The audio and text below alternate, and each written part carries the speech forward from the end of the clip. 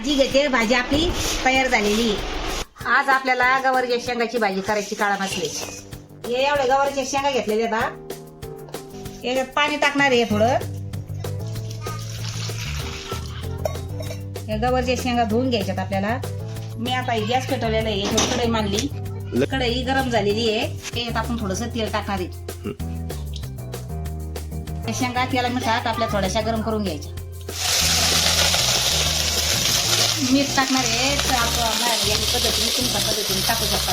थोडी मी हळद टाकते, चव लागते गरम करून घे। मीठ हळद टाकून तेल टाकून परतून घेतल्या शेंगा चांगल्या।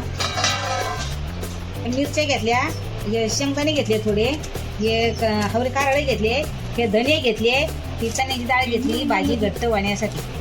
आता मी गॅस पेटून घेते, गॅसवर मी तवा मांडून घेते। मी तेल टाकून मसाला भाजून घेणार आहे। पूर्ण मसाला मी भाजून घेतलाय। त्याला मसाला बारीक करून घ्यायचा आहे। आपण मसाला बारीक करून घेतलेला आहे। आता आपण शेंगा वापरलेले आता काढून घेऊ।